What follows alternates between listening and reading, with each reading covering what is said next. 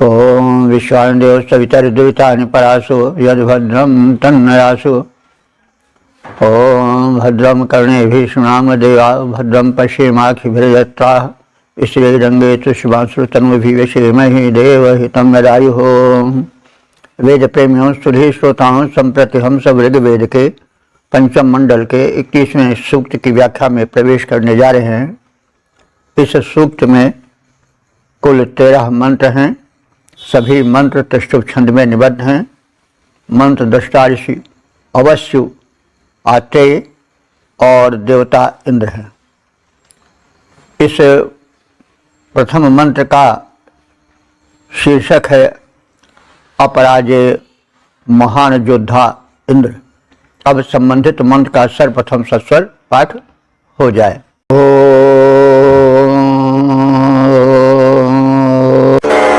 इंद्रो रथाय प्रपदं गृणाति च मध्यस्थान् मघवादयन्तम् यो देव पश्वाप्यो नोति गोपा अरिष्टो जाति प्रथमस्य शासन्। इस प्रथम मंत्र में इंद्र को महान सेनानायक और दानी रूप में प्रस्तुत किया गया है। इंद्र क्षत्रिय प्राकृतिक देवता है। यह तो सर्वकालिक सत्य है कि सृष्टि में विरोधी शक्तियां सक्रिय रहती हैं। यह पहले भी था, आज भी है, आगे भी रहेगा। त्रिगुणात्मक संसार है। कभी कोई ऐसा युग नहीं था जहां विरोधी शक्तियां सक्रिय न रही हों।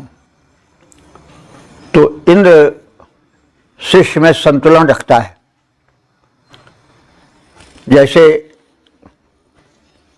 कोई सम्राट होता है तो वह दो कार्य मुख्य रूप से करता है। जो चोर लुटेरे डाकू और दुष्प्रवृत्ति वाले मनुष्य है या राक्षस तुल्य प्राणी है, उनको दंड देता है, दमन करता है। और जो सत्यशील सदाचारी हैं, शिष्य के संतुलन में, समाज और राष्ट्र के सुचारू रूप से चलने में सहयोग देते हैं, उन्हें प्रोत्साहित भी करता है। तो यह भौतिक स्तर पर भी चलता है और आध्यात्मिक स्तर पर भी चलता है। तो इंद्र शिष्य का नियामक है, व्यवस्थापक है। तो उसकी दुष्ट दमन नीति और तत्परता का कथन इस मंत्र में है। मघवा इंद्र, मघवा माने ऐश्वर्य संपन्न धनवान। यह इंद्र वाजयंतम यम अधि औस्थात। वाजयंतम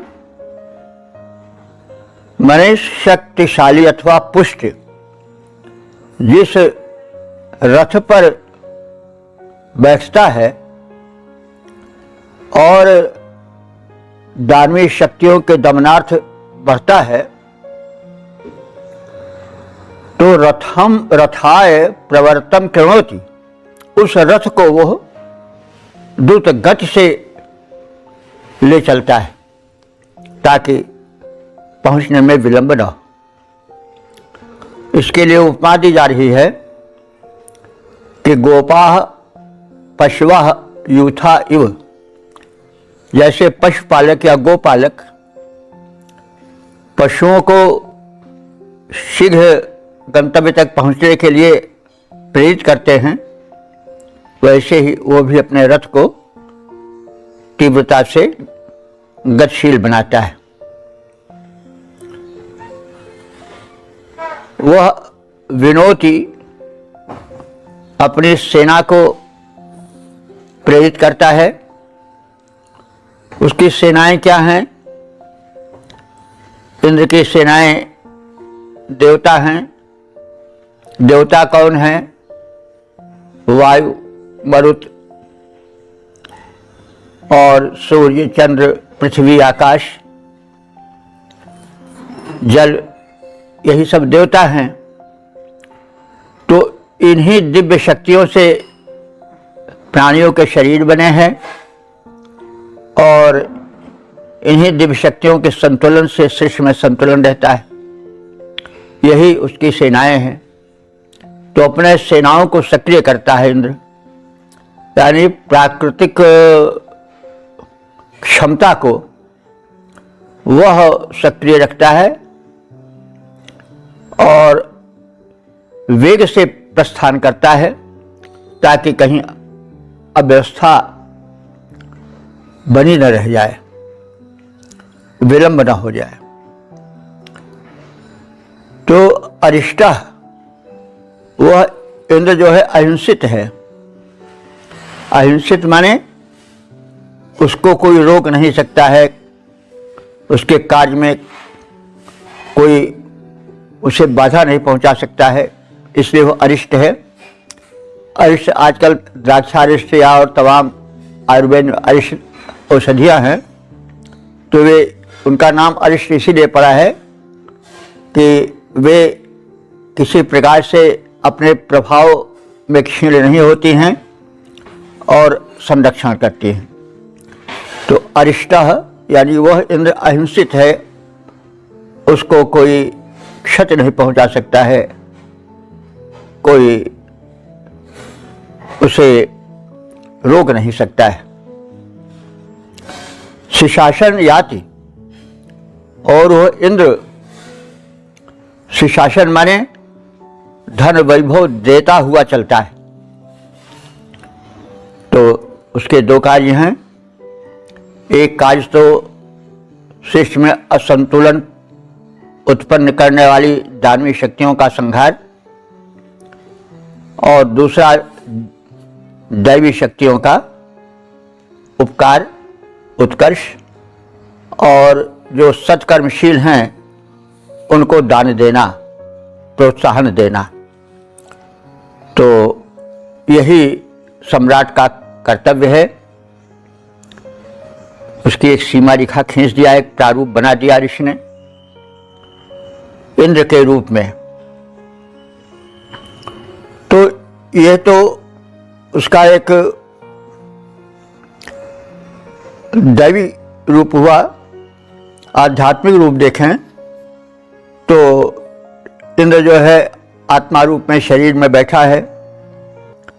वो शरीर में जब जागृत हो जाता है, यानी आत्मा जब माया के भंवर से छूट जाती है तो उसमें सक्रियता आती है, तब उसके प्रभाव को कोई रोक नहीं सकता है।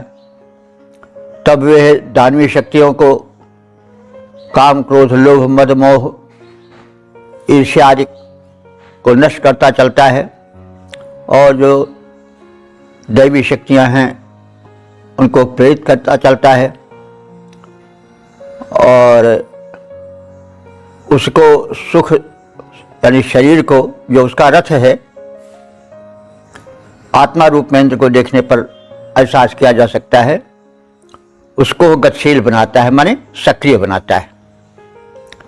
तो यह जागृत आत्मा के होने पर, क्योंकि आत्मा सुप्त रहती है, उसकी शक्तियाँ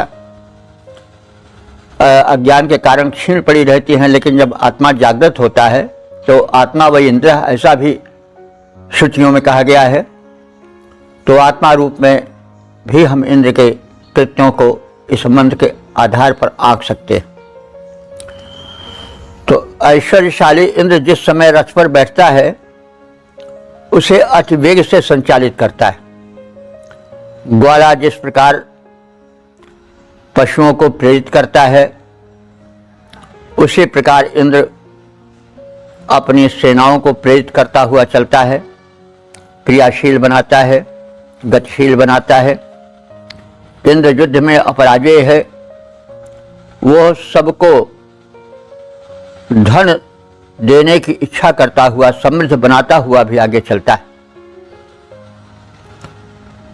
तो वैभववान इंद्र रथ पर चढ़ अति द्रुत गति से जाता है। वैभववान इंद्र रथ पर चढ़ अति द्रुत गति से जाता है। गोप यथा पशुओं को त्यों सेना को गतिशील बनाता है। वह अजय रण में न पराजय कभी किसी से पाता है। सबको वैभव प्रदान करने की इच्छा करता जाता है। ओम वेद प्रेमियों सुधी श्रोताओं, संप्रति हम सब ऋग्वेद के पंचम मंडल के 31वें सूक्त के दूसरे मंत्र की व्याख्या में प्रवेश करने जा रहे हैं। मंत्र दृष्टा अवश्य आते छंद तुष्ट और देवता इंद्र हैं। शीर्षक है सर्वोच्च सत्ता इंद्र। अब संबंधित मंत्र का सर्वप्रथम सस्वर पाठ हो जाए।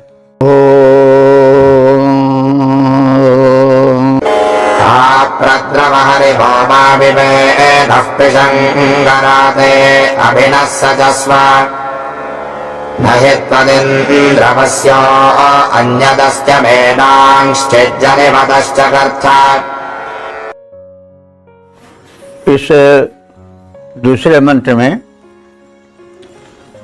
सर्वोच्च सत्ता इंद्र से कल्याण की कामना की गई है। हव्यान्न को स्वीकार करने की प्रार्थना है और अभीष्ट प्रदान करने की इच्छा है। इंद्र से स्तुति है। हरिवह, हे अश्वों वाले इंद्र। हरि कहते हैं अश्व को। जो महापुरुष होता है, शक्तिशाली होता है, शासक प्रशासक होता है, उसके पास वाहन होता है, तो उस युग का सबसे जो श्रेष्ठ वाहन था वो अश्व था। हरि उसको कहा जाता था। हरि अश्व को इसलिए कहा जाता है कि हरति प्रसवम पंथः पथः, जो रास्ता को हरण कर ले, तो जब घोड़ा दौड़ता है तेजी से ऐसा प्रतीत होता है कि मानो रास्ते पथ को रहने ही नहीं देगा, यानी वेग का सूचक है। इसीलिए उसको हरि कहा जाता है, जो हरण कर ले। तो घोड़ा क्या हरण करेगा? घोड़ा अपने वेग से मार्ग को हरण करेगा। तो हरिवाह माने जिसके पास अश्व हो, तो इंद्र क्षत्रिय प्राकृतिक देवता है, उसके पास शीघ्र गामी वाहन होना चाहिए। इसीलिए कहा गया है कि हे अश्वों वाले इंद्रदेव, त्वम माने तुम, मां माने मुझको, आद्रव शीघ्रतापूर्वक रक्षित करो और हमारे निकट शीघ्र आओ। मां विवेना, मां माने मुझे, विवेना माने निराश मत करो। मां विवेना, मां माने मुझे भी होता है, मां माने मत भी होता है, माने निषेध में भी मां आता है। तो मुझे निराश मत करो। पिशंग रति, हे धनेश्वर्य संपन्न इंद्र, न हम सबको अभिसचस्व अपना मानकर स्वीकार करो। त्वत्वस्य अन्यत नहीं अस्ति। त्वत्वस्य माने तुमसे बढ़ करके, अन्यत कोई दूसरा नहीं, नहीं अस्ति माने है, यानी तुम्हारे सिवा तुमसे बढ़कर कोई अन्य शक्ति नहीं है। अमेनान जनिवतः चकर्थ, ये मेना शब्द जो है वेद में आता है स्त्री के लिए। अब ये शब्द लौकिक संस्कृत में या प्रचलन में नहीं है कि मेना स्त्री को नहीं कहा जाता है, इसीलिए तो वेद कठिन हो जाता है, क्योंकि यह ऋषियों की प्रारंभिक भाषा थी वैदिक संस्कृत। और फिर लौकिक संस्कृत में जब इसने अपने को बदला, क्योंकि भाषा में विकास होता है नहीं, तो वह लौकिक संस्कृत में आई और उसमें बड़ा अंतर हो गया। अब विकास ही तो है, भाषा में अंतर लाता है। अब वैदिक संस्कृत से लौकिक संस्कृत विकसित हुई, अंतर आया काफ़ी उसमें। मेरे विचार से 98% शब्द बिल्कुल पुराने हैं जो अब लौकिक संस्कृत में ही प्रयुक्त होते हैं। तो भाषा में विकास होता है, तो विकास होने पर परिवर्तन भी होता है। शरीर विकास जब करता है, बढ़ता है, तो बचपन के फोटो में, जवानी के फोटो में, बुढ़ापा के फोटो में पहचान ही कभी कभी नहीं मिल पाती। तो ये स्वभाव है, विकास में परिवर्तन होता है। तो भाषाएं विकसित हुई। मूल भाषा तो वैदिक संस्कृत ही थी, उसी से सभी भाषाएं निकली हैं। एक भाषा, एक संस्कृत वैदिक निकली, तो उसी वैदिक संस्कृत से लौकिक संस्कृत बनी, और अन्य भूखंडों में भी उसी संस्कृत से अपनी संस्कृत बनी। जैसे लौकिक बनी वैसे वहाँ बनी। तो वैदिक संस्कृत लौकिक में हुई, लौकिक फिर तमाम संस्कृत कहने, गुजराती, मराठी, हिंदी, बंगाली, बिहारी, सब हिंदी ही, वो संस्कृत के ही तो हैं। मूल सबका वैदिक संस्कृत है, लेकिन पहचान बड़ी दूर चली गई। गुजराती, मराठी, खड़ी बोली, बंगाली, बिहारी में जब लोग बोलने लगते हैं भोजपुरी, तो क्या क्या, तो एक दूसरे की भाषा ये नहीं समझ पाते हैं। परिवर्तन होता है एक ही देश में। तो ये वैदिक संस्कृत जो है वो विकसित होते होते अन्य देशों में पहुंची। तो हमारे यहाँ तो वैदिक संस्कृत सुरक्षित रख ली गई। अभी वेदादि हम उसमें पढ़ते हैं, लेकिन यह वैदिक संस्कृत से जो संस्कृत विकसित हुई, तो वहाँ की वो प्रारंभिक संस्कृत लुप्त हो गई। भारत में वैदिक संस्कृत अभी स्थित है, लेकिन और देशों में गई, नष्ट हो गई। वो नई नई भाषाओं को जन्म दे करके समाप्त हो गई। जैसे अरबी है, फारसी है, इंग्लिश है, जर्मन है, ग्रीक है, लैटिन है, ये सब है उन्हीं से। तो इसको हम इस संदर्भ में कह रहे हैं कि हाँ, मेन शब्द आया। तो मेन शब्द तो संस्कृत में नहीं है, ना हिंदी में ही है। ये मेन शब्द और अमेन शब्द ये अंग्रेजी में मिलता है। ओमेन जैसे हो गया, मैन और ओमेन, ये शब्द इसी ओमेन से ही विकसित हुए प्रतीत होते हैं। ओमेन, तो यहाँ पर ओमेन है। तो ओमेन का मतलब हुआ कि मैन माने मैन और ओमेन माने ओमेन, तो यानी बिना स्त्री वाले। तो वे लोग जो कि ओमेन वाले नहीं है, यानी अमेन है, जिनके पास स्त्रियां नहीं हैं, तो बिना स्त्री के जीवन अधूरा रहता है, क्योंकि वो अर्धांग माना जाता है। तो जो अमेन है, यानी अपगत मेना यस्य सह अमेना, जिसकी स्त्री नहीं रह गई है वो अमेन है। तो हे इंद्र, तुम जो अमेनों को यानी स्त्री रहितों को जनिवता, जनिवता माने जाया युक्ता, स्त्री से युक्त कर दो। जन जाय के शब्द में प्रयोग होता है, जाय माने स्त्री। तो जो अमेन है उनको जनिवत करो, यानी जो जिनके स्त्रियां नहीं हैं उनको स्त्रियों से युक्त करो, यानी उन्हें स्त्रियां प्रदान करो। और इस प्रकार से हे अश्वों के स्वामी इंद्रदेव, हमारे पास शीघ्र ही आओ, हमें निराश मत करो। हे धनवान इंद्र, हमारे निवेदित पदार्थों को जो हम हव्यान आज के रूप में तुमको प्रदान कर रहे हैं, उसे स्वीकार करो। हे देव, तुमसे बढ़कर और कोई देव नहीं है, तुम देवराज हो। तुम भार्याहीनों को भार्या प्रदान करो। अश्वों के स्वामी सुरेंद्र है, आओ शीघ्र हमारे पास, स्वीकारो मेरा लघु अर्पण। करो न हमको देव निराश। हे धनवान, न तुमसे बढ़कर इस वसुधा में अन्य महान। तुम भार्याहीनों को भार्या करते रहते देव प्रदान। ओम। वेद प्रेमियों, सुधीर श्रोताओं, संप्रति हम सब ऋग्वेद के पंचम मंडल के 31वें सूक्त के तीसरे मंत्र की व्याख्या में प्रवेश करने जा रहे हैं। मंत्र दृष्टा ऋषि अवश्य आते हैं। छंद त्रिशुप, देवता इंद्र। शीर्षक है सूर्य रूप में इंद्र का दर्शन।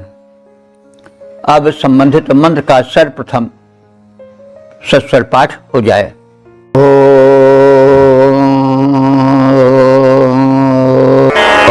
सहस्रहस आजमिष्टदे दिष्ट इंद्र इंद्रियाणि विश्वा प्राचोदयत्सुदुभा भौरे अन्तर्विज्योतिषा सम्भवृत्पत्तमोऽवः। इस तीसरे मंत्र में इंद्र का सूर्य रूप में रूप उभरा है। कहा जा रहा है कि सूर्योदय के साथ नव्य चेतना का प्रसार होता है।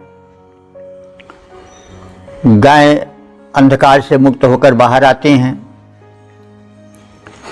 और एक नवजीवन का संचार होता है।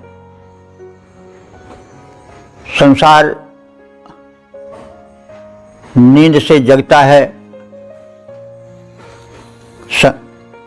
क्रियाशील बनता है और जगत में कर्मजाल का प्रसार होने लग जाता है। तो यत जब सहसह सह माने बल होता है, तो जब उषा के बल को अर्थात उसके तेज को सूर्य का तेज दबा देता है, उत आजनिष्ठ और उस उषा के तेज से बढ़कर हो जाता है, उस समय इंद्र नई चेतना फैलाता है, अंधकार का पूरा सफाया कर देता है। विश्वा इंद्रियाणि निर्दिष्ट, सभी प्राणियों की इंद्रियां सचेष्ट हो जाती हैं, चैतन्य बन जाते हैं, कर्म में लग जाती हैं।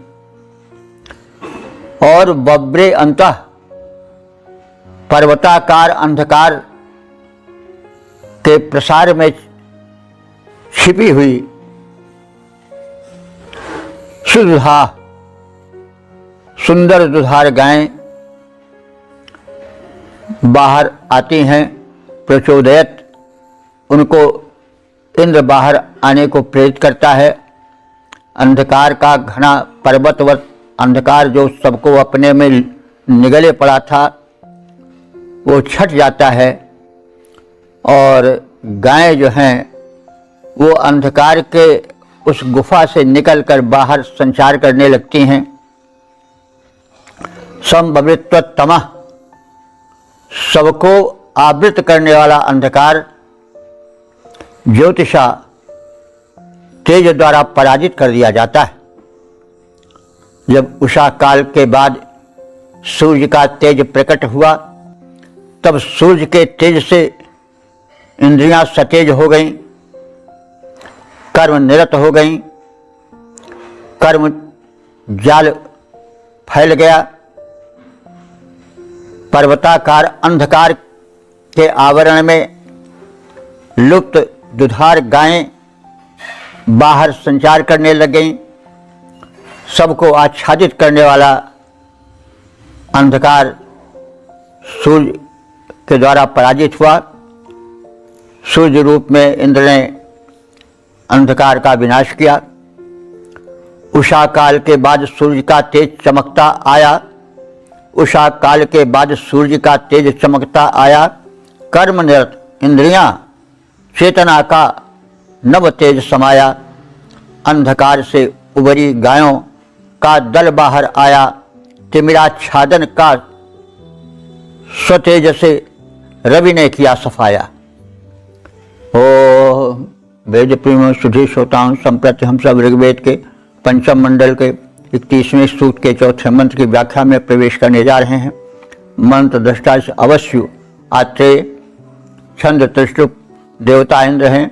शीर्षक है विविध देवों द्वारा इंद्र के प्रति सेवा भाव का समर्पण। अब संबंधित मंत्र का सर्वप्रथम सस्वर पाठ हो जाए।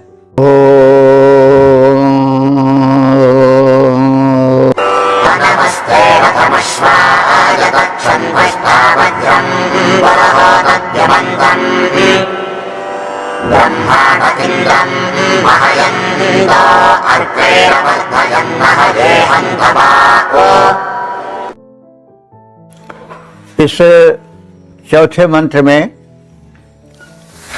वृत्तासुर से पीड़ित संसार के विनाश के लिए इंद्र शक्ति को जागृत किया गया और उस जागरण के दौरान जो उनके सहायक दिव्य शक्तियों ने कार्य किया उसका कथन है। तो पुरोहित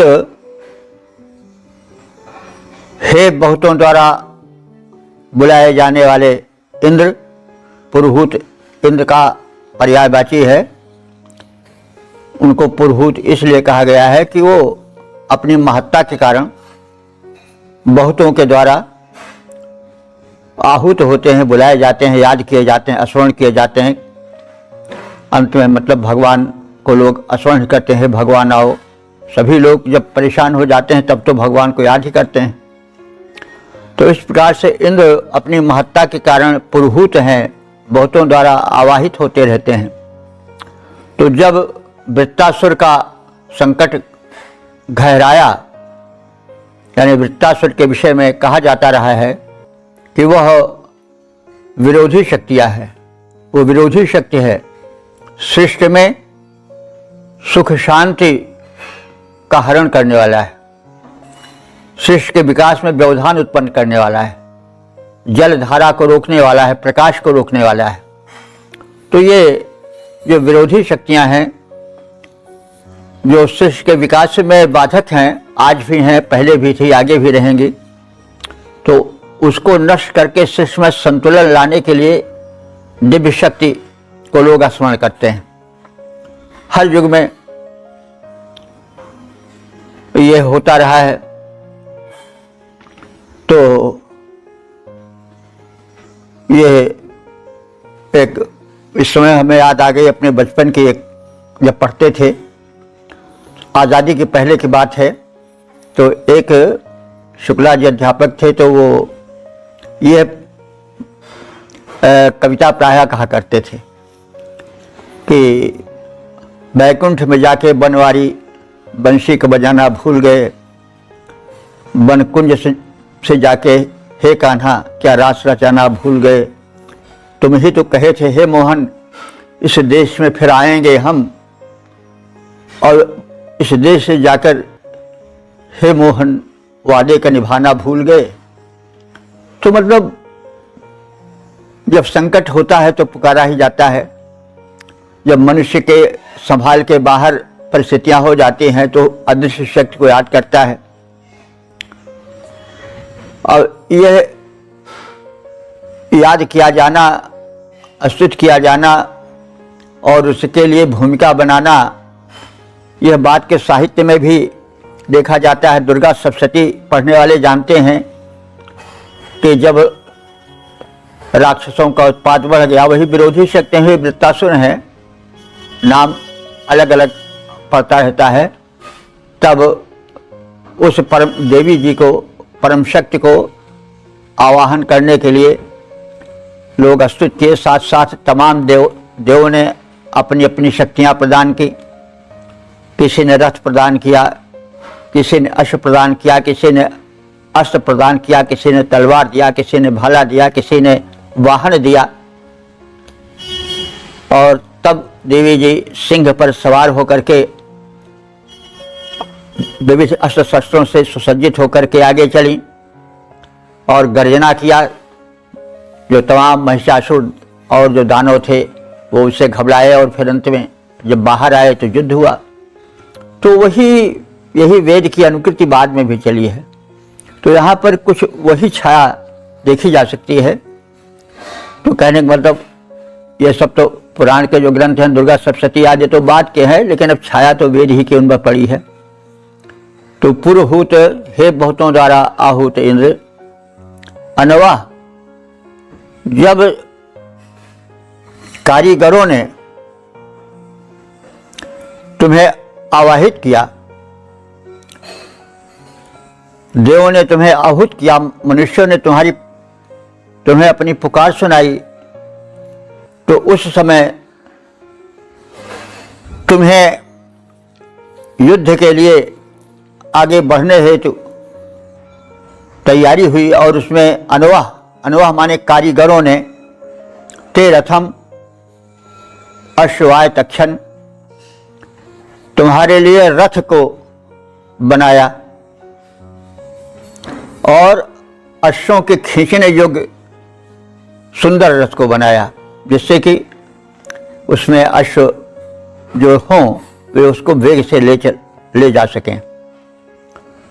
तो इस प्रकार से जो विश्वकर्मा थे, जो देवों के कारीगर थे, उन्होंने वृत्रासुर के विनाश के लिए तुम्हारे लिए रथ प्रस्तुत किया। और त्वष्टा ये भी देव शिल्पी हैं, एक देवता हैं जो शिल्पी हैं, कारीगर हैं, इंजीनियर हैं। तो त्वष्टा ने द्युमंतम वज्रम, तुम्हारे लिए चमकदार तीक्ष्ण वज्र को बनाया, प्रस्तुत किया। महयंतः ब्रह्माणः, महयंतः माने तुम्हारी महिमा का गुणगान करने वाले, तुम्हारा उत्साह वर्धन करने वाले, ब्रह्मणः माने स्तुतिकर्ताओं ने, वेद मंत्र पढ़ने वालों ने। अहे हंतवे, अहे यह अहि का चतुर्थी है, हंतवे भी चतुर्थी ही है। तो अहि कहते हैं वृत्तासुर को। वृत्तासुर और अहि एक ही माने गए हैं। सार ने बिल्कुल स्पष्ट कर दिया कि दोनों एक हैं। तो उस अहि वृत्तासुर को मारने के लिए, जो कि विरोधी शक्ति थी, सृष्टि के विकास में विरोध और विघ्न उपस्थित करने वाली थी, अशांति फैलाने वाली थी, उस वृत्तासुर दानव के वध करने के लिए इंद्रम अर्कई अवर्धयत, जो वेद पाठी थे, उन्होंने स्तोत्र के माध्यम से तुम्हारी स्तुति किया और तुम्हें उत्साहित किया शिष्य में अवरोध उपस्थित करने वाले वृत्तासुर के वध के लिए। तो हे बहुतों द्वारा आहूत इंद्र, कारीगर रिभुओं ने तुम्हारे रथ को अश्वों से योजित करने योग्य बनाया, यानी उत्तम रथ का निर्माण किया। त्वष्टा देव ने तुम्हारे निमित्त तीक्ष्ण वज्र बनाया। पूजन यजन करने वालों ने वृत्तासुर के वध के निमित्त तुम में उत्साह भरने के लिए सुंदर स्तोत्र प्रस्तुत किए और तुम्हारा उत्साह वर्धन किया। तो इस प्रकार से जब संकट होता है तो जन समूह अकुला करके प्रार्थना करता है। ये सभी ग्रंथों में है, रामायण में भी है तुलसीदास जी के, कि जब रावण का अत्याचार बढ़ गया और देव और मनुष्यों के संभाल के बाहर हो गया, तब सुर मुनि गंधर्वा मिलके सर्वा गए बिरंज के धामा। ब्रह्मा जी के पास गए और फिर सब वहाँ हुआ कि क्या हो, तो सब लोग कहने लगे कि चलो भगवान को ढूंढें। किसी ने कहा कि भगवान मिलेंगे क्षीर सागर में, किसी ने कहा कैलाश में मिलेंगे, किसी ने अपने अपने विचार से बताया कि चलो भगवान वहाँ मिलेंगे, वहाँ चलें। उसी समय शंकर जी ने कहा, मानस की कथा है कि ते समाज गिरजा में रहूं, अवसर पाई वचन यक कहूं, कि प्रभु व्यापक सर्वत्र समाना और प्रेम ते प्रकट हो तो मैं जाना। प्रेम ते प्रकट हो तो जिम यागी। अब भगवान को कहीं ढूंढो, कहीं किसी जगह पर तो है नहीं कि किसी सातवें आसमान पर सो रहे हो, वो तो सर्वत्र हैं। तो अब कहीं जाने की आवश्यकता नहीं है, पुकार करने की आवश्यकता है और भगवान प्रकट हो जाएंगे। तो वही हुई, जय जय सुरनायक सब प्रार्थना हुई और अब तो भगवान प्रकट हुए। ये मानस का प्रसंग है। तो फिर उन्होंने कहा क्या चाहते हो, तो लोगों ने निवेदन किया। तो उन्होंने कहा कि मैं आऊँगा, राम बन करके, दशरथ पुत्र बन करके आऊँगा और राष्ट्रों का संहार करूँगा। तो इसी प्रकार से हर युग में, हर ग्रंथ में अपने अपने अनुसार से कथन किया गया है। तो जब मनुष्य परिस्थिति संभाल के बाहर हो जाती है तब मनुष्य याद करता है परमात्मा को, हारे को हरिनाम है ही। तो वही बात यहाँ कही गई है। अब कोई यहाँ एक प्रबंध काव्य तो है नहीं कि खड़ा किया जाए। हालांकि यदि सूक्ष्मता से देखा जाए तो जो चरित्र काव्य रचे गए उसमें इन्हीं सब भावनाओं का है। वाल्मीकि रामायण में इंद्र के सारे गुणों को राम में पिरोया गया और वृत्तासुर के सारे गुणों को रावण में डाला गया, उसके जो दुर्गुण थे। और देव शक्तियाँ तो थी ही तब भी। रामायण युग में भी वैदिक देवताओं का स्मरण होता था। नमो रुद्राय, इस प्रकार से हनुमान जी जब प्रवेश करते हैं लंका में तो वैदिक देवताओं को स्मरण करते हैं। तो नमस्ते रुद्राय इंद्रानीलेभ्यः, इस प्रकार से कहा गया है। नमोस्तु रामाय स लक्ष्मणाय देव्य च तस्मै जनकात्मजाये नमोस्तु रुद्रेन्द्र यमानीलेभ्यो नमस्तु चंद्रार्क मरुद्गणेभ्यः।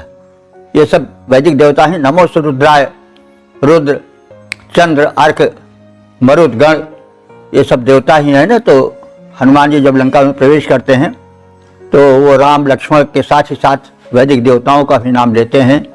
नमोस्तु रुद्राय यमानीलेभ्यो नमस्तु चंद्रार्क मरुद्गणेभ्यः। तो इस प्रकार से कथन किया गया है। तो बाद में उसी तर्ज पर एक चरित्र काव्य, जब चरित्र काव्य रचे गए राम को, कृष्ण को लक्षित करके, संस्कृत साहित्य में काफ़ी चरित्र काव्य लिखा गया है। और जो उनके नायक हैं, आराध्य पुरुष हैं राम अथवा कृष्ण, उनमें वैदिक देवताओं के ही रूप को डाला गया है। रावण जो है रव से बना है रावण, और जो यह वृत्तासुर है भी घनघोर गर्जन करता था। तो राम में तो वैदिक देवताओं के इंद्र के गुण भरे ही हुए हैं। तो ये फिर माने वेद के ही भाव बाद के चरित्र काव्यों में भरे गए। तो यहाँ पर जो कहा जा रहा है कि जब संकट आया, सृष्टि में अवरोध उपस्थित हुआ, जब प्राकृतिक शक्तियों को दानवी शक्तियों ने हराना प्रारंभ कर दिया, तब फिर इंद्र के लिए आह्वान हुआ, प्रार्थना की गई और भिन्न भिन्न प्रकार के रथ बनाए जाने लगे, भिन्न भिन्न प्रकार के अस्त्र बनाए जाने लगे, प्रार्थनाएं सुनाई जाने लगी। वही कथन है। तो इस प्रकार से अहय हंतवे, उस अहि नामक वृत्तासुर नाम वाले असुर को मारने के लिए इंद्रम अर्कई अवर्धयन और जो अस्तोता थे, स्तुतिकर्ता थे, वे स्तुतियाँ सुना करके इंद्र को बुलाने लगे, अहि के वृत्तासुर के वध के लिए उत्साहित करने लगे। हे बहुतों द्वारा आहूत इंद्र, कारीगर रिभुओं ने तुम्हारे रथ को अश्वों से योजित करने के योग्य बनाया। त्वष्टा देव ने तुम्हारे निमित्त तीक्ष्ण वज्र बनाया। पूजन यजन करने वालों ने वृत्तासुर वध के निमित्त स्तोत्रों द्वारा तुम्हारा उत्साह वर्धन किया, प्रार्थना की तुम्हारी। रथ को कारीगर रिभुओं ने चलने योग्य बनाया। हे पुरुहूत इंद्र, त्वष्टा ने निर्मित वज्र कराया। पूजन कर्ताओं ने तुमको दिव्य स्तोत्र सुनाया। इस प्रकार तुम में वृत्तासुर वध उत्साह जगाया। ओम वेद प्रेमियों, सुधीर श्रोताओं, संप्रति हम सब ऋग्वेद के पंचम मंडल के 31वें स्तुति के 25वें मंत्र की व्याख्या में प्रवेश करने जा रहे हैं।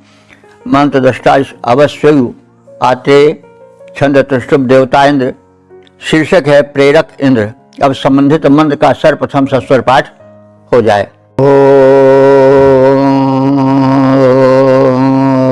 वृष्टे जक्ते वृषणो अर्कमज्जानिन्द्रत्रावाणो अदितिः सजोषाः अनश्वासो ये पवयो रथा इन्द्रेषिता अभ्रवत्तन् तदस्यो न।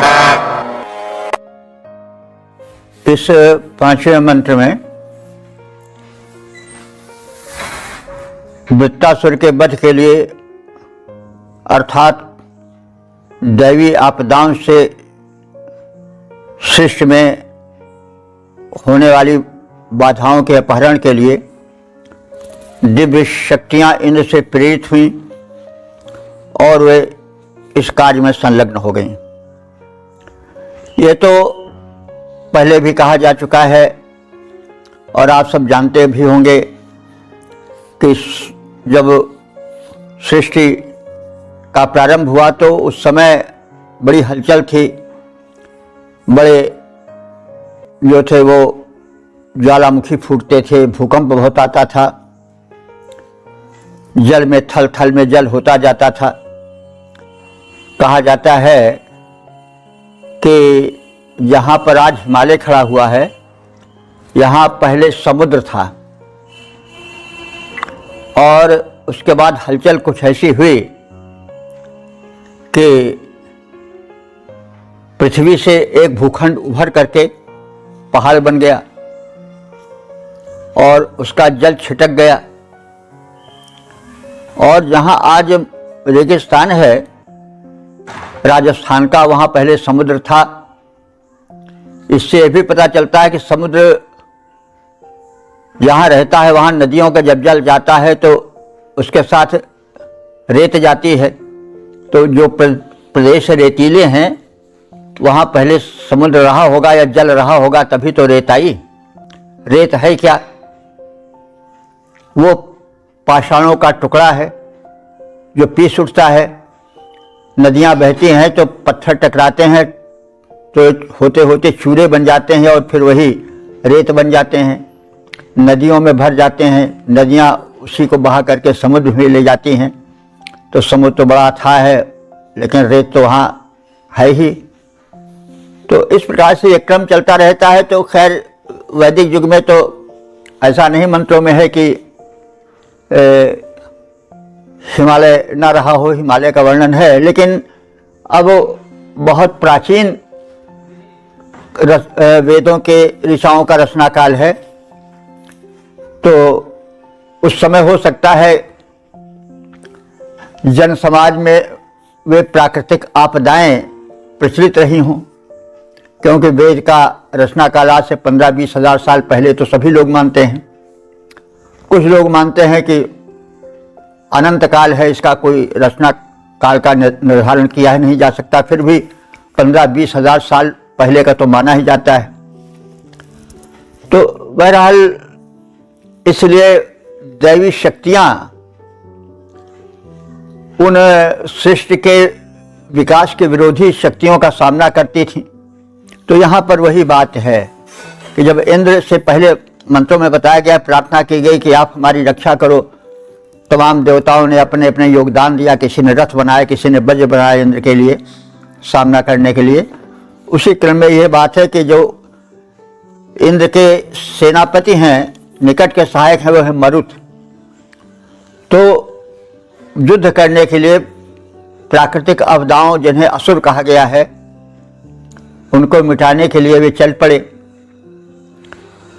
तो अनश्वासा माने जिसके पास अश्व ना हो। अश्व, अश्वाह का अश्वासा बहुवचन में हो जाता है। जैसे अगर बालक को वैदिक संस्कृत में बोला जाए तो बालकाह नहीं होगा, बहुवचन में बालकासा होगा। हमारे यहाँ अश्वाह कह दिया जाता है प्रथमा बहुवचन में, लेकिन वैदिक संस्कृत में वही अश्वासा हो जाता है। तो अन अश्वासा माने घोड़ों के बिना जो चल पड़े सामना करने, उनके लिए कहा जा रहा है, मरुतों के लिए कहा जा रहा है। इंद्र के निकट के सहायक सेनापति रूप में जो मरुदगण थे, वे घोड़ों की सहायता नहीं लिए तत्काल शत्रुओं का सामना करने के लिए चल पड़े। अरथा, बिना रथ के। इंद्र इशिता पवया, और इंद्र से प्रेरित होकर के वे मरुदगण चल पड़े। ये यानी जिन मरुतों ने दस्युन अभ्यवर्तन थे, जा करके दस्युओं को यानी प्रकृति में अवरोध उपस्थित करने वाले, बाधाओं को रोकने वाले डाकुओं को, दस्युओं को, दुष्टों को मारा। उन मर्तों ने जाकर के वो चल पड़े बिना रथ के ही। तो और जब उन्होंने दस्युओं को मार डाला, विरोधी शक्तियों का विनाश कर डाला, तो ते वृषणा, हे इंद्रदेव, तुझ बलवान की उन मरुतों ने स्तुति की, महाराज आपकी आज्ञा हम पूरी करके आ गए, और आपकी आज्ञा शिरोधार्य हुई, और जो आपकी इच्छा थी वो कार्य पूरा हुआ, राक्षसों का संहार हुआ। तो वृषणे ते अर्कम अर्चान। तो उस समय और क्या हुआ कि हे इंद्र बलवान, हे बलवान इंद्र, तुम्हारी स्तुति हुई, क्योंकि तुम्हारी ही प्रेरणा से तुम्हारी ही प्रेरणा से मरुदगण आगे बढ़े थे, और तुम्हारे स्वागत के लिए तुम्हारा प्रिय पदार्थ, जो पेय पदार्थ है प्रिय सोम, वो तैयार किया जाने लगा। अदिति ग्रामाणा सजोषा। अदिति माने जिसके टुकड़े न हों। अब यहाँ पर देव माता अदिति के लिए यह अदिति शब्द नहीं है, बल्कि यह ग्रावाणा का विशेषण है। ग्रावाणा माने पत्थर। कौन पत्थर? सोमलता को कूटने वाले पत्थर, जिनसे कि सोमलता कूट करके सोमरस निकाला जाता है। तो ऐसे ग्रावाणा, वो ग्रावाणा है। वो ये पत्थर कैसे थे? अदिति माने टुकड़े उनके नहीं हुए थे, पुष्ट थे। तो अदिति ग्रावाणा यानी न टूटने वाले पत्थर। सजोषा माने परस्पर जुड़ गए, यानी सोमरस निकालने के कार्य में संलग्न हो गए। हे बलि इंद्र, अश्वों और रथों से रहित तुमसे उत्प्रेरित मर्तों ने दस्युओं को मारा और तुम्हारी स्तुति की कि हे भगवान, जो कार्य आपने सौंपा था वो हमने कर डाला। ये मरुत को देख करके रामायण काल के हनुमान जी का स्मरण होता है, क्योंकि वही तो मारुति कहे जाते हैं, मरुत के पुत्र। तो वही विकास होता रहता है प्रत्येक चीज में। तो जो कार्य हनुमान जी रामायण में राम के प्रति समर्पित होकर के करते थे, वही कार्य जो मरुत थे वे इंद्र के आगे रह करके उनके संकेतों पर कार्य करते थे। कभी कभी बिना अस्त्र शस्त्र के ही चल पड़ते थे। तो उस समय हे बलि इंद्र, अश्वों और रथों से रहित तुमसे उत्प्रेरित मरुतों ने दस्युओं को मारा और तुम्हारी स्तुति की। उस समय दृढ़पाषाण सोमरस निकालने के लिए उद्यत हुए, यानी सोमरस निकालने के लिए जो सोमरस बनाने वाले थे वो पत्थरों से सोमलता को कूटने लगे और सोमरस निकालने लगे, जो कि तुम्हारा प्रिय पेय है वो तैयार हो जाए। क्योंकि तुम्हारे ही अनुशासन से, तुम्हारे ही संकेतों से मरुतों ने तमाम कार्य पूरा कर दिया, जो कि शिष्य में बाधा पहुंचाने वाले असुरों के संहार विषयक था कार्य। तो बलि इंद्र, तुमने अपना प्रेरक स्वरूप दिखलाया। तुमसे प्रेरित मरुतों ने असुरों को मार भगाया। उन रथ अश्वहीन मरुतों ने स्तुति किया तुम्हारी, कूट कूट कर सोम काढ़ने लगी शिलाएं सारी। ओम वेद प्रेमियों सुधी श्रोताओं, संप्रति हम सब ऋग्वेद के 5वें मंडल के 31वें सूक्त के 6ठे मंत्र की व्याख्या में प्रवेश करने जा रहे हैं। मंत्र दृष्टा इस अवश्य वात्रे, छंद तृष्टुपोर देवता इंद्र हैं। शीर्षक है विजयी लोक हितैषी इंद्र। अब संबंधित मंत्र का सर्वप्रथम सस्वर पाठ हो जाए।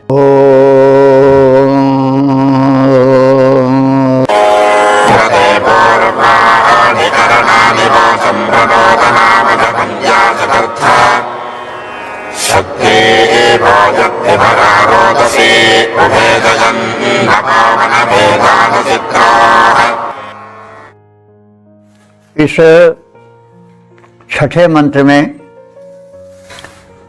इंद्र द्वारा लोकहित में किए गए कार्यों का कथन है। जल व्यवस्था का प्रबंधन इंद्र का शिष्य विकास में अस्मरणीय योगदान था। इसको बार बार याद किया गया है क्योंकि विकास के लिए जल का, सरिताओं का होना बड़ा आवश्यक है। तो इंद्र के इस उपकार को वैदिक ऋषि बार बार याद किए हैं और इसी संदर्भ में वृत्तासुर का भी नाम आया है, क्योंकि वृत्तासुर एक विरोधी शक्ति था जो कि जल वर्षण नहीं होने देता था। कुछ ऐसी बाधाएं उत्पन्न करता था कि बादल तो छाए रहते थे लेकिन पानी नहीं बरसता था। इंद्र ने इस बाधा को दूर किया, जल प्रवाहित किया और प्यासी धरती की प्यास बुझी, प्राणी जो है वो सुखी हुए। तो इन सब कृत्यों का ऋषि बार बार स्मरण किए। तो कुछ तो उन्होंने देखा, कुछ श्रुति परंपरा से चलती हुई बातें रही होंगी, क्योंकि सृष्टि के प्रारंभिक काल में बड़ी बाधाएं थी, प्राकृतिक आपदाएं थी। धीरे धीरे वे दूर हुई और मनुष्य का विकास प्रारंभ हुआ। तो उन्हीं सब बातों को बार बार याद किया गया है। भिन्न भिन्न ऋषियों ने अपने अपने ढंग से उन्हीं बातों को भिन्न भिन्न प्रकार से अलंकारिक शैली में वर्णन किया है, लेकिन वही है। तो सृष्टि में के विकास में जो बाधाएं हैं वही वृत्तासुर हैं। कभी इस रूप में इंद्र को याद किया जाता है, कभी जो आज और अनाज संस्कृतियों में संघर्ष हुआ, टक्कर हुआ, जो यज्ञशील जीवन के विरोधी थी, यज्ञ का ध्वंस करती थी, उनसे कभी कभी संघर्ष का चित्रण हुआ, कभी प्राकृतिक आपदाओं का चित्रण हुआ। इंद्र ने सबसे रक्षा की। तो उन्हीं स्मृतियों को भिन्न भिन्न प्रकार से मंत्रों में दोहराया गया है। शक्तिवाह मघवन, शक्तिवाह माने शक्तिशाली, मघवन माने ऐश्वर्य संपन्न। हे शक्तिशाली ऐश्वर्य संपन्न इंद्रदेव, यत माने जब, उभय रोदसी जयन, तुमने उभय माने दोनों, रोदसी माने दुलोक और भूलोक, धरा और गगन की आपदाओं पर विजय प्राप्त कर लिया, और मनवे, मन के लिए अथवा मनपुत्र मनुष्यों के लिए तुमने विकास की, जीवन की एक नई परंपरा प्रारंभ की। तो दान चित्रा अपह विभरा, तो सबसे पहले तुमने दान चित्त में जीवन दान देने वाले विचित्र जलों के प्रबंधन से धरती को पूरित किया, क्योंकि जल जो थे वे प्रथम आवश्यकता थे, क्योंकि जल के बिना जीवन का विकास संभव नहीं। जल बरसाया इंद्र ने, नदियों की राह बनाया, उससे व्यापाराद भी हुए, जल का निरंतर प्रवाह मिलता रहा। इसीलिए नदियों के किनारे सभ्यताएं विकसित हुई। चाहे जिस देश की सभ्यता हो वो नदियों के किनारे ही विकसित हुई। चाहे सिंध की सभ्यता हो, सिंध नदी किनारे विकसित हुई। चाहे दजला फरात की सभ्यता हो, वो भी नदियों किनारे हुई। बेबुलियन सभ्यताएं, ये प्राचीन सभ्यताएं, मिस्र की सभ्यताएं नील नदी के किनारे विकसित हुई। तो यह सब जल की धाराएं हैं, नदियाँ। तो उस व्यवस्थापक ने सबसे पहले जल का प्रबंधन किया विकास के लिए। उसी का कथन, उसी का स्मरण होकर के ऋषि स्मरण करके ऋषि मंत्र रचना किए हैं, क्योंकि सृष्टि विकास में जल की प्रथम आवश्यकता थी। उसको बार बार याद करके ऋषि कहता है कि हे शक्तिशाली ऐश्वर्य संपन्न इंद्र, जब तुमने उभय रोदसी दोनों को, धरती और गगन को बाधा मुक्त किया और उन्हें जीत करके मनु के लिए अथवा मनुजात उनके पुत्रों मनुष्यों के लिए तुमने दान चित्रा अपह विभरा, तुमने जीवन दान देने वाले अपमाने जल की व्यवस्था की और इस प्रकार से तुमने जो इन प्राचीन काल के प्रारंभिक काल के उत्तम कर्म किए, जल आदि की व्यवस्था की, उसका भी स्मरण हम कर रहे हैं। और जिन कामों को तुमने नूतना पूर्वाणी मतलब नूतन नए युग में किया, वर्तमान में कर रहे हो, उनका भी स्मरण कर रहे हैं। इस प्रकार से हे इंद्रदेव, तुम्हारे नूतना पूर्वाणी करणानि, तुम्हारे नए और पुराने जो मानव हित में कार्य किए गए हैं उनका स्मरण करके तुम्हारे लिए हम वोचम स्तोत्रों का विशेष पाठ कर रहे हैं। यानी तुम्हारी स्तुति में पुराने तुम्हारे कृत्यों को सृष्टि के विकास में किए गए जो हैं और जो नवीन तुम कर रहे हो, उन सब का स्मरण करके हम स्तोत्रों में उनके द्वारा तुम्हारे कृत्यों का स्मरण करके तुम्हारा गुणगान कर रहे हैं। तो हे शक्तिशाली ऐश्वर्यवान इंद्र, तुमने द्यावा पृथ्वी दोनों को जीतकर मनुष्यों के लिए स्नेह से भरे हुए जल की व्यवस्था की, उन्हें प्रवाहित किया सरिताओं के रूप में। तुम्हारे नए और पुराने पुरुषार्थ को, तुम्हारे कृत्यों को हम कैसे भूल सकते हैं। हम उनका स्मरण करके तुम्हारा गुणगान करते हैं, तुम्हें नए नए स्तोत्र सुनाते हैं।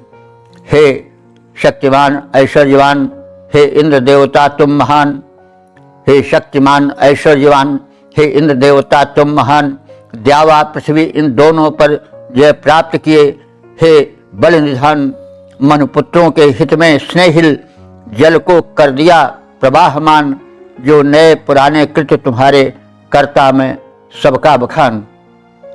ओम वेद प्रेमियों, सुधीर श्रोताओं, संप्रति हम सब ऋग्वेद के पंचम मंडल के 21वें सूक्त के 7वें मंत्र की व्याख्या में प्रवेश करने जा रहे हैं। मंत्र दृष्टारिश अवश्यु आत्रेय, देवता इंद्र और छंद त्रिशुप है। शीर्षक है असुर संहारक इंद्र। अब संबंधित मंत्र का सर्वप्रथम सस्वर पाठ हो जाए।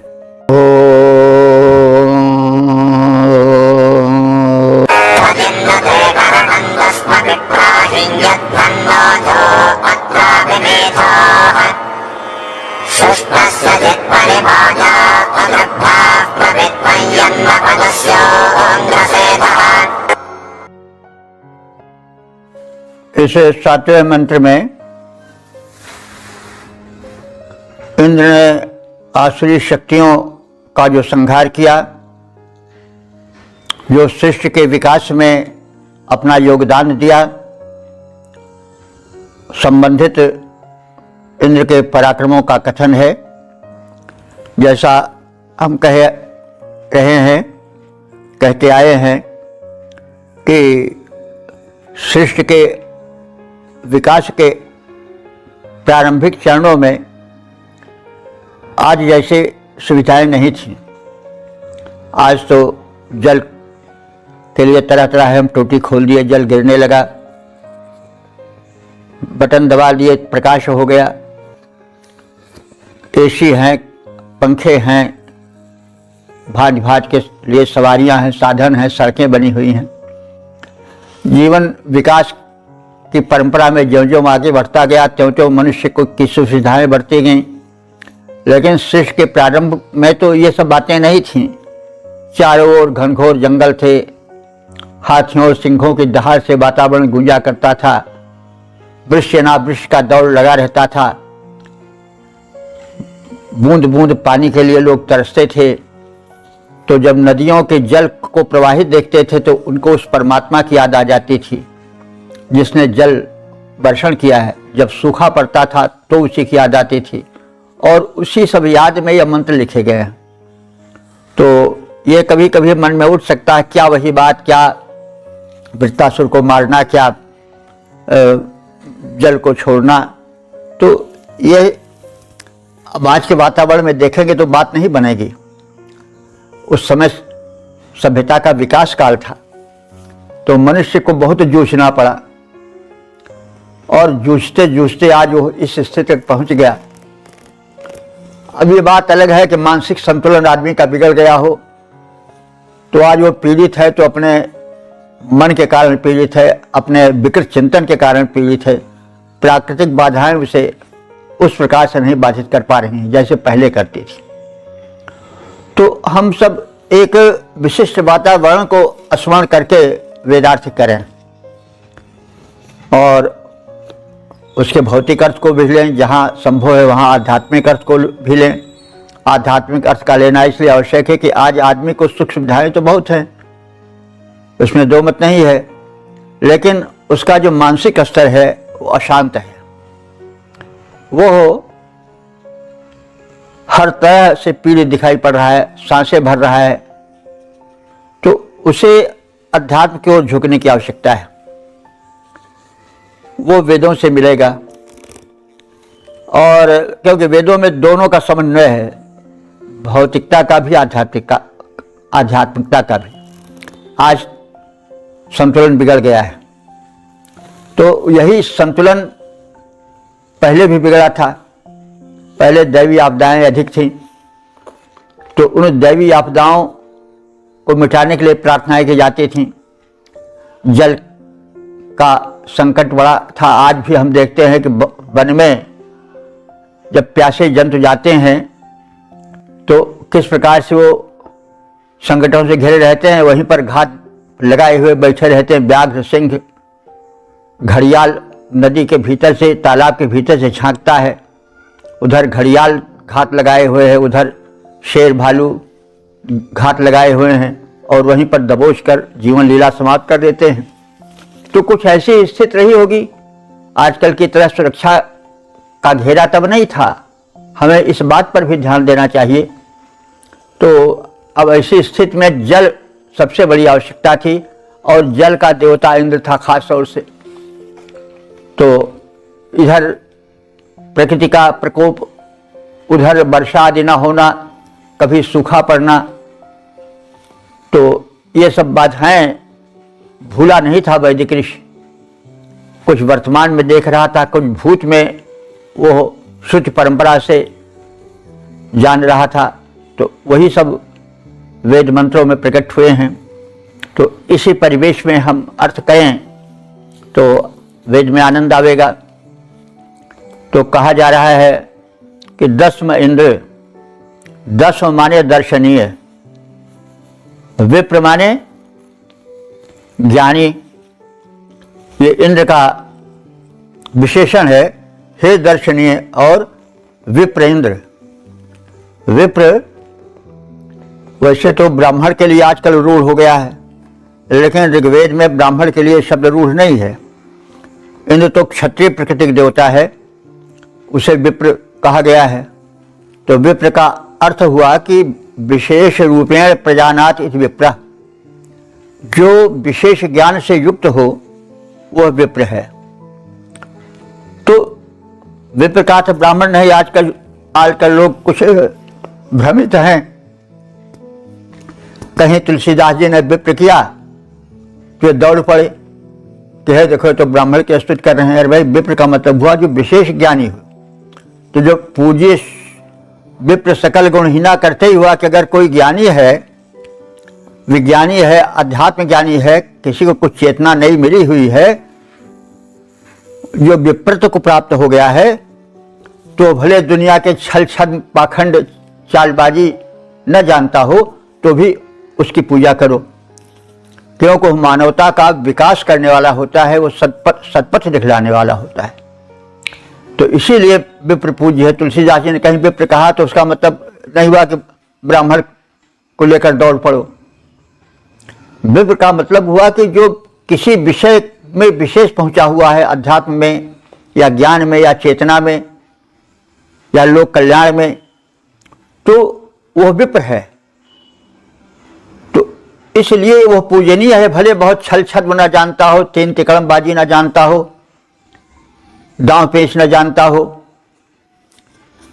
तो वो गुणहीना मतलब हुआ इन गुणों से, दांव पेच से, चालबाजी से, धन कमाने से, छल कपट पाखंड करके किसी पद को प्राप्त कर लेने वाली भले उसको कलाएं न आती हों, लेकिन अगर वो विप्र है, उसको किसी विषय विशेष का अच्छा ज्ञान है, तो उसकी पूजा करनी चाहिए।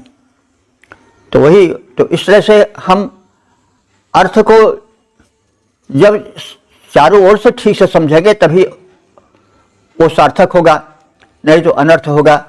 अल्प विद्या भयंकरी कहा भी गया है कि जो उथला ज्ञान होता है बड़ा भयंकर होता है। तो इसलिए विषय के गंभीर ज्ञान की आवश्यकता हो तभी उसको मंच पर लाना चाहिए, ऐसे ही ऊटपटांग नहीं बक जाना चाहिए। तो वही बात कही गई है कि हे इंद्र, तुम दर्शम हो, अपने सद्गुणों के कारण दर्शनीय हो, विप्र हो, तुम विशेष तत्वों के ज्ञाता हो, इसलिए विप्र हो। तो विप्र का अर्थ होता है जो विशेष विशिष्टम प्रजानात इति विप्रः। विप्र माने केवल किसी वंश में, जाति में पैदा होने से मतलब नहीं है। तो हे दसम विप्र, हे दर्शनीय और विशेष ज्ञान से युक्त इंद्रदेव, अहिम घ्नन, तुमने अहि नाम के दानव अर्थात वृत्तासुर का संहार किया है, और यत ओजह, जिस ओज तेज को तुमने प्रदर्शित किया, अत्र अमिमीथा, उसको हम आज अपने स्तोत्रों में प्रकाशित कर रहे हैं। तत् इत नुते कर्णम, वो भी तुम्हारा ही कर्म कौशल है, जो कि तुमने सुसंस चित माया पर अग्रभृणा, जो तुमने सुषणासुर की मायावी शक्तियों का विनाश किया। सुषणासुर भी एक दैत्य था। सुष्ण कहते हैं सूखा डालने वाले, शोषण करने वाले को। तो सूखा भी एक शत्रु ही था कि वर्षा नहीं होने देता था, अथवा जो शोषण करते हैं। आज तो बहुत सुषणासुर हैं, आज तो जगह जगह शोषण करने वाले बैठे, जहाँ मौका पाते हैं वहाँ वे दूसरों का हक छीन लेने में, अवैध कब्जा करने में चूकते नहीं हैं। तो वे सब सुषणासुर हैं, वे सब शोषक हैं, घूसखोर, लंपट, चोर, अनधिकृत कब्जा करने वाले, बाहुबली, ये सब हैं क्या? ये सब चोर हैं, ये सब शोषक हैं। इनका इंद्र संहार करते हैं और उनकी माया को, माने उनकी चालबाजियों को नष्ट करते हैं। तो हे इंद्र, तुम शोषकों के या सुषणासुर के मायाओं को, चालबाजियों को अग्रभृणः नष्ट कर देने वाले हो, जान लेने वाले हो। जान करके, समझ करके तुमसे छिपे नहीं रह सकते हैं। उनकी उन मायावी शक्तियों को, छल छद्मों को तुम जान करके उनका संहार करते हो, उनको खोज खोज करके नष्ट करते हो। प्रपित्वम यन, संग्राम में तुम जाते हो। और दस्युन अप असेधा, जो दस्यु हैं, डाकू हैं, लुटेरे हैं, घूसखोर हैं, समाज के में प्रताड़ना पहुंचाने वाले, दीनों को सताने वाले हैं, उनको तुम ढूंढ ढूंढ करके, खोज खोज करके मारते हो। हे सुंदर ज्ञानी इंद्र, तुमने वृत्त का वध कर जो अपने पराक्रम का प्रकाशन किया, वो तुम्हारा ही कर्म कौशल है। तुमने असुर सुषणासुर की माया को, चालबाजियों को, छल छद्मों को पहचान लिया, जान लिया, उनकी तिकड़मबाजी को अच्छी तरह से समझा और संग्राम में उनको परास्त किया, उनको सब हाथ से विनष्ट किया और ऐसे दस्युओं को, ऐसे डाकुओं को, लुटेरों को तुमने नष्ट किया है। एतदर्थ हम तुम्हारा गुणगान करते हैं, नमन करते हैं, वंदन करते हैं, अभिनंदन करते हैं। हे सुंदर ज्ञानी इंद्र, वृत्त को तुमने मार गिराया है। हे सुंदर ज्ञानी इंद्र, वृत्त को तुमने मार गिराया है। बल का प्रकाश फैलाने को निज रण कौशल दिखलाया है। शोषक सुषणासुर की माया को तुमने पूरी जान लिया। संग्राम भूमि में पहुंच दस्युओं के दल का संहार किया। संग्राम भूमि में पहुंच दस्युओं के दल का संहार किया। इस प्रकार से इंद्र की महिमा का गुणगान करके ऋषि उस परम शक्ति के प्रति प्रणत हो रहा है और हमें भी चाहिए कि हम उस परम शक्ति को नमन करें और शिष्य में सुव्यवस्था हो, शांति हो, इसके लिए प्रयत्न करें और उस परम शक्तिमान से शक्ति मांगे, तभी शिष्य में व्यवस्था रहेगी।